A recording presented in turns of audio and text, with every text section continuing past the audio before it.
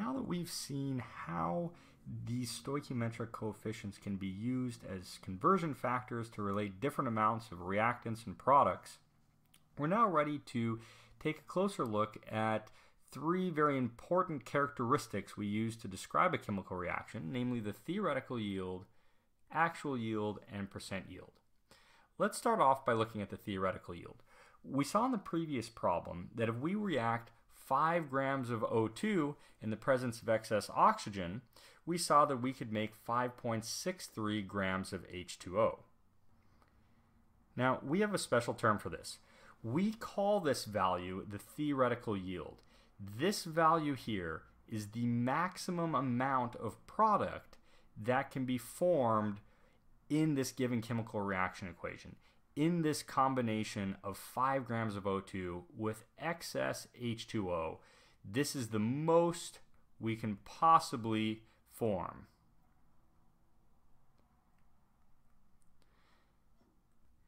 Now, as you might guess, in practice, if you actually go into the laboratory and carry out this reaction, you are never going to actually reach this theoretical maximum, right? You're always going to get some amount that's less.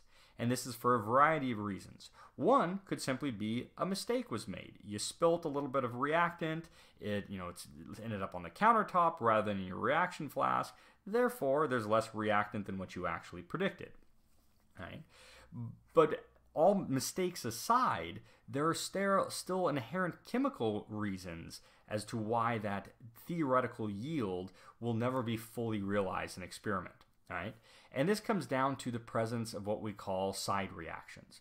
Any given reaction will have a number of different sorts of side reactions that are constantly occurring to varying degrees. Each one of these side reactions produces another pathway that essentially siphons off reactants so that they're not available to carry out the reaction that you really care about. So when you actually perform the reaction and you get a certain amount of product, we call that amount of product that's actually formed the actual yield.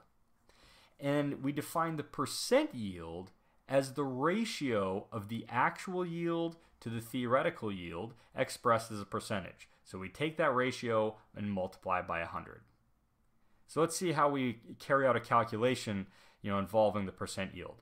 Let's take our reaction with 5 grams of oxygen with excess H2O, and let's suppose that we find only 4.2 grams of water is produced. Given that we already found the theoretical yield to be 5.6 grams, what is the percent yield? Well, to solve this problem, we're simply going to plug in what we're given into this expression above for the percent yield. We're going to write out the actual yield up top, 4.2 grams of H2O, given to us in the problem.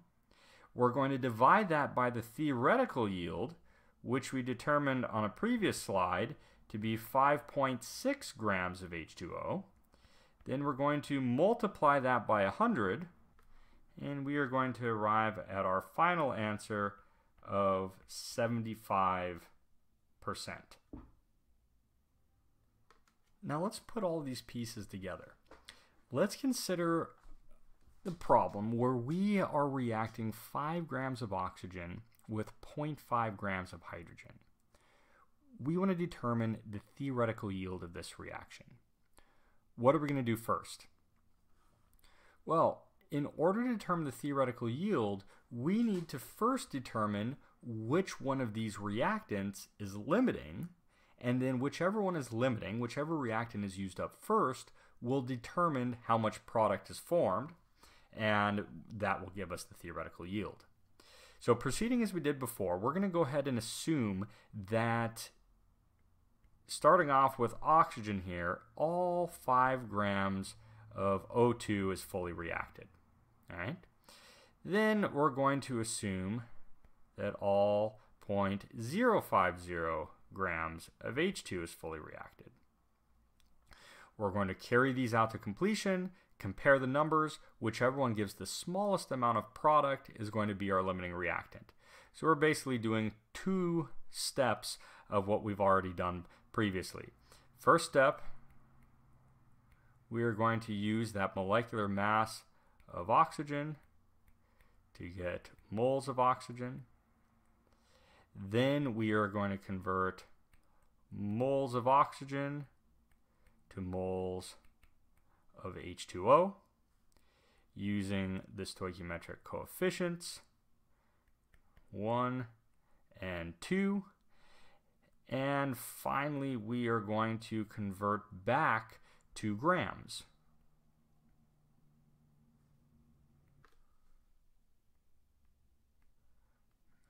2 grams of H2O for every 1 mole of H2O.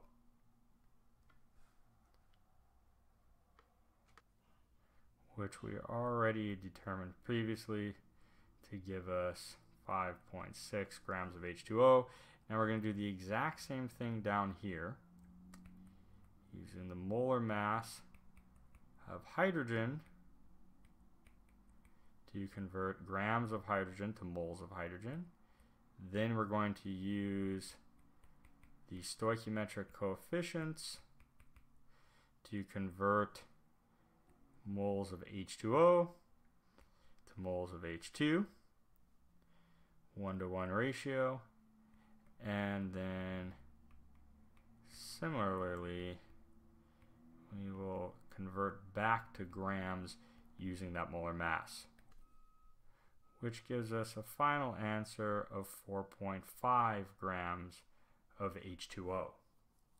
Now comparing these two values, we see that of course the 4.5 is less than the 5.6. Therefore, H2 is our limiting reactant, which of course determines our theoretical yield, and it is in fact this 4.5 grams that is our theoretical yield.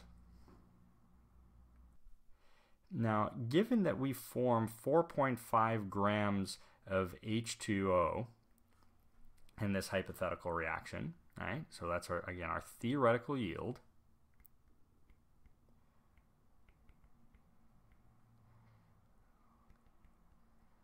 Yield is 4.5 grams H2O. Now let's answer the problem of determining the percent yield if we carry out this reaction and obtain only 4.21 grams of H2O. Well, of course, in this case, we're just going to plug in to our percent yield formula, which is actual over theoretical multiplied by 100. Actual is given to us 4.21 in the problem itself. Theoretical was determined in the previous step. We multiply by 100. That we get roughly 94% as our final answer.